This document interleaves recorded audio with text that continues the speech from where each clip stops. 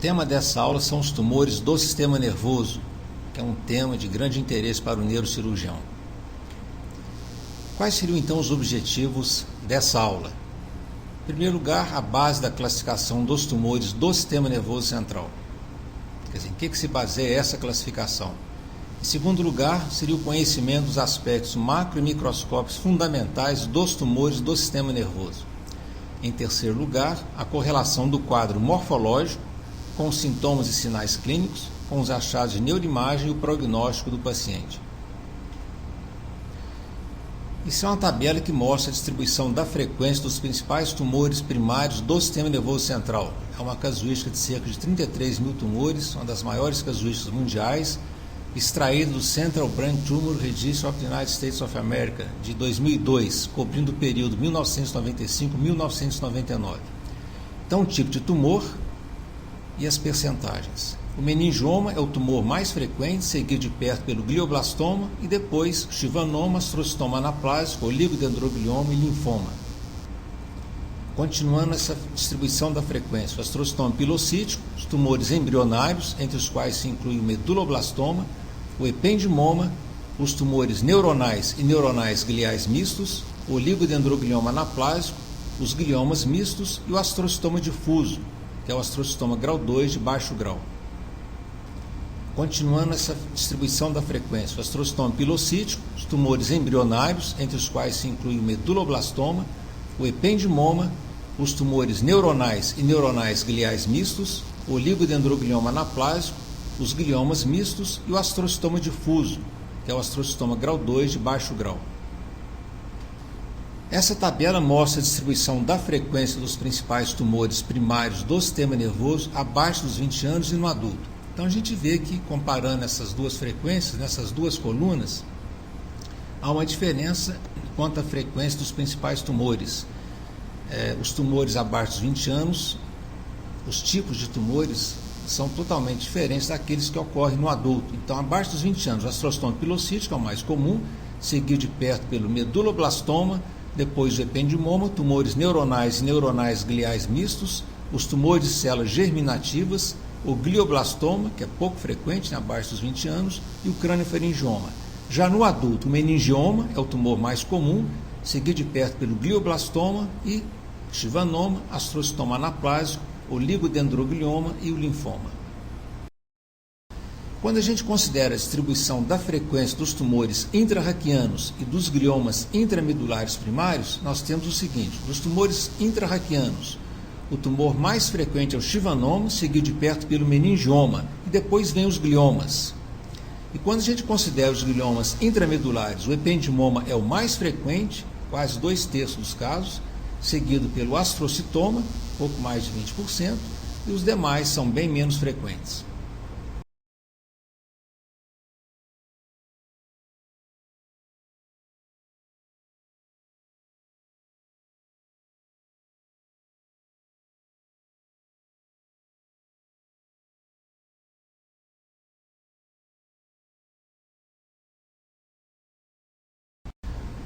Esse quadro mostra a distribuição da frequência dos tumores primários e metastáticos do sistema nervoso central conforme a faixa etária. Então, dividindo em 3 grandes faixas: abaixo dos 20 anos, no adulto até meia idade, depois dos 45 anos, nós temos que os tumores são completamente diferentes.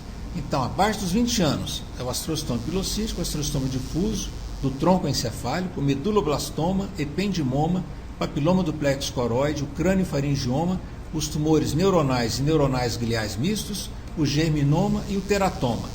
Já no adulto até a meia-idade, o astrocitoma difuso e anaplásico, o oligodendroglioma, o hemangioblastoma, o ependimoma mixopapilar e o schwannoma.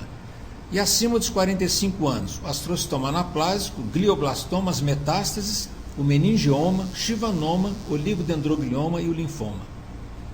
Então, qual seria a graduação dos tumores do sistema nervoso conforme a classificação da Organização Mundial de Saúde? Então, ela considera uma graduação em 4. Os benignos seriam o grau 1, os de baixo grau, chamados grau 2, os tumores malignos, grau 3, os de alto grau de malignidade, o grau 4. Quais seriam, então, os critérios de graduação dos tumores do sistema nervoso? Então, existem vários critérios que o patologista, então, ao examinar a lâmina, ele vai, então, procurar esses elementos para poder então enquadrar se um tumor é benigno, de baixo grau, maligno ou de alto grau de malignidade.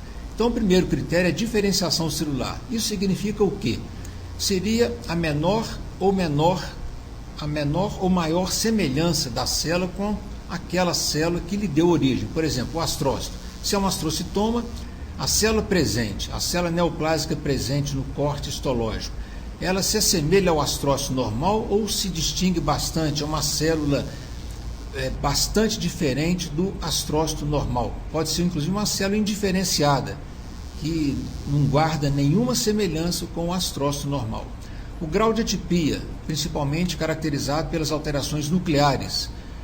Os núcleos podem ser de aspecto mais ou menos uniforme, pode ter uma grande variação do tamanho, da forma, da quantidade de cromatina, presença de nucleolos e assim por diante. Isso caracteriza o grau de atipia. Quanto mais maligno é o tumor, maior o grau de atipia. O outro critério é o número de figuras de mitose. Então a gente procura as figuras de mitose no corte histológico e também, de modo semelhante ao grau de atipia, quanto maior o índice mitótico, maior o grau de malignidade do tumor. Os tumores benignos usualmente não mostram figuras de mitose. A densidade celular é consequência da quantidade de figuras de mitose. Quanto mais figuras de mitose o tumor apresenta, maior será a densidade celular, ou seja, as células vão se encostando umas nas outras, quer dizer, elas proliferam tanto que elas têm uma alta densidade celular. Já os tumores benignos ou de baixo grau têm uma densidade celular menor, quer dizer, o tumor, as células proliferam em menor quantidade, então a densidade é menor, quer dizer, existe um espaçamento maior entre uma célula e outra. Esses dois últimos critérios, de um modo geral, são mais dos tumores malignos ou de alto grau. É a proliferação microvascular, como o nome está dizendo, são os pequenos vasos sanguíneos que proliferam, isso é um elemento importante de malignidade, especialmente em alguns tumores, não em todos, e a necrose também é um marcador, em muitos tumores, de um caráter maligno ou mesmo de alto grau de malignidade. Mas também existem exceções, você pode ter necrose em tumores de baixo grau ou mesmo em tumores benignos, mas isso é menos comum. Esse slide mostra um quadro histológico de um tumor altamente maligno, seria um tumor de alto grau de malignidade, para mostrar algumas das características que a gente acabou de falar. Primeiro, a densidade celular. Então, a densidade celular elevada, isso quer dizer o quê? Como a gente pode ver, as células preenchem totalmente o campo microscópico, as células se encostam umas nas outras, elas proliferam tanto que elas vão então se encostando umas nas outras.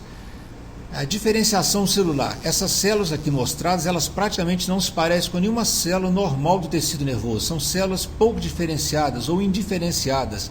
Então, às vezes é necessário usar a mão de técnicas imunistoquímicas para tentar identificar quais proteínas são sintetizadas por essas células e, portanto, marcá-las, tentar ver qual seria a origem desse tumor, se é um astrócito pouco diferenciado, um oligodendrócito e assim por diante. Então, é uma célula pouco diferenciada e também com um certo grau de atipia.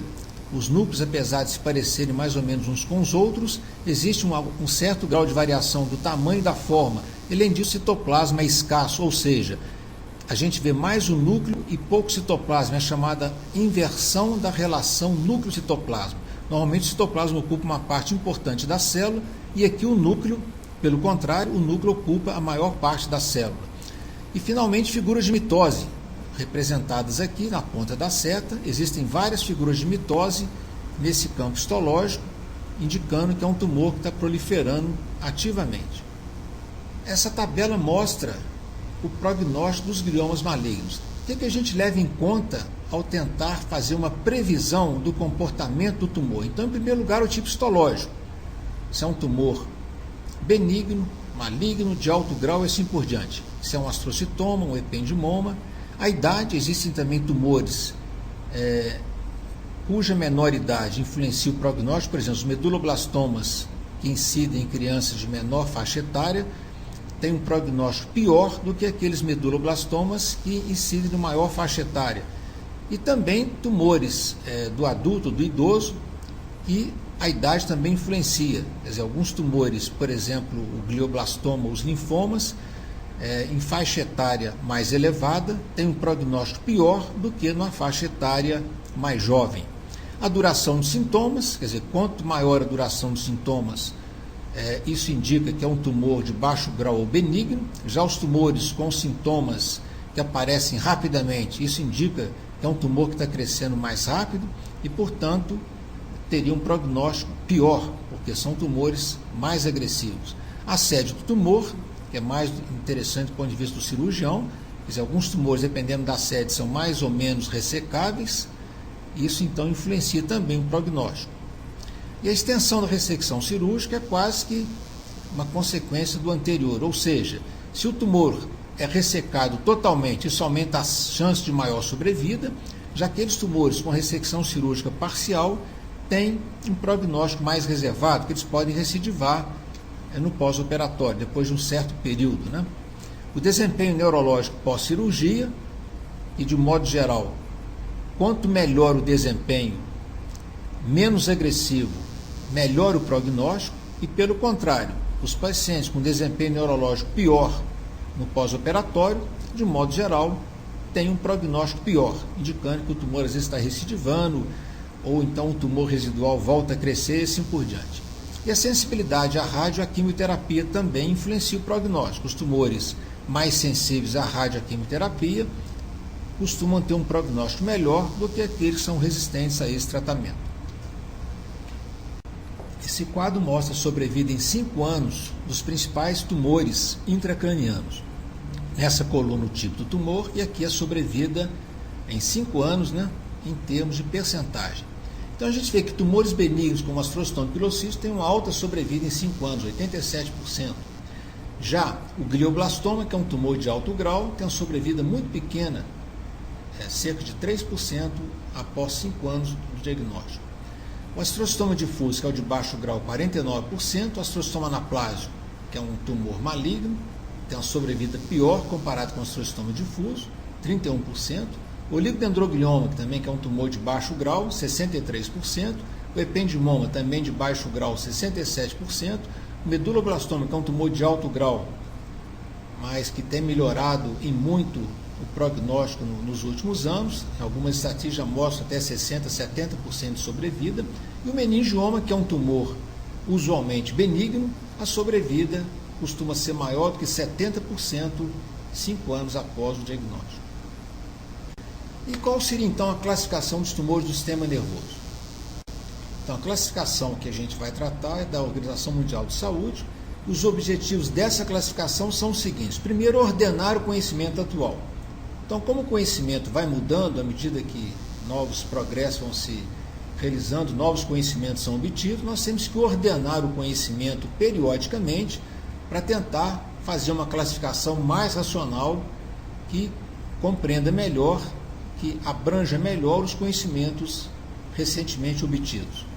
Um outro objetivo de qualquer classificação é uniformizar a terminologia, quer dizer, a gente tem que usar a mesma linguagem para que todos possam entender a mesma coisa. Quando eu falo astrocitoma grau 2, todo mundo tem que entender que é um tumor derivado do astrócito que tem um comportamento biológico de baixo grau. Classificar conforme a histogênese. Isso quer dizer o quê? Que a classificação se baseia em qual célula que origina o tumor. Então, se é um astrócito, nós vamos chamar de astrocitoma. Se é o oligodendrócito, oligodendroglioma e assim por diante. Então, a classificação ela é histogenética, se baseia, portanto, na célula que origina o tumor em questão. A classificação também tem o objetivo de prever o comportamento biológico. Ao dar o tipo histológico do tumor, a gente pode contribuir para prever o comportamento biológico, além daqueles outros fatores mostrados no diapositivo anterior. E, finalmente, em consequência desse item anterior, a gente vai contribuir, o patologista, ao classificar e definir um tumor qualquer, ele vai então contribuir para definir o prognóstico do paciente, se é um prognóstico melhor ou pior, conforme o tipo histológico. Esse quadro resume as classificações dos tumores do sistema nervoso central, desde as classificações mais modernas, que iniciaram com Bailey e Cushing em 1926, depois Kernohan em 1949, e a partir de 1979, as classificações que era até então de autoria de um ou de poucos indivíduos passaram a ser uma classificação baseada num comitê nomeado pela Organização Mundial de Saúde, um comitê de neuropatologistas, indivíduos com grande experiência em tumores do sistema nervoso, e eles então fizeram um simpósio, reuniões, e a partir dessas reuniões foram propostas várias classificações. A primeira delas em 79, uma segunda em 1993, fez algumas modificações, depois em 1997, e a atual classificação data de 2000, do ano 2000. É a última classificação feita pela OMS. Então, a gente vê que essas classificações elas passaram a ser feitas periodicamente, porque com a introdução da imunistoquímica, microscopia eletrônica, biologia molecular, então novas entidades histológicas foram criadas, foram reconhecidas, alguns tumores passaram a ser melhor compreendidos quanto à sua histogênese, quanto à sua progressão para a malignidade, o seu comportamento biológico. Então fez-se necessário essas atualizações dessas classificações para o melhor entendimento, o melhor conhecimento, uma melhor ordenação do conhecimento obtido acerca desses tumores. Então, a classificação dos tumores primários do sistema nervoso, segundo a Organização Mundial de Saúde, a OMS, então abrange vários grandes grupos. Primeiro, os tumores do tecido neuroepitelial, que são os tumores próprios do sistema nervoso. Os tumores dos nervos periféricos, o exemplo aqui é o chivanoma. Os tumores das meninges, o exemplo é o meningioma. Os tumores de células germinativas, que são células que normalmente não presentes no sistema nervoso, mas por mecanismos ainda obscuros ou não completamente esclarecidos, elas podem se alojar no sistema nervoso, células germinativas presentes nas gônadas masculina e feminina, e podem então originar alguns tipos de tumores. Os linfomas, tumores do sistema hematopoético, os tumores da região celular,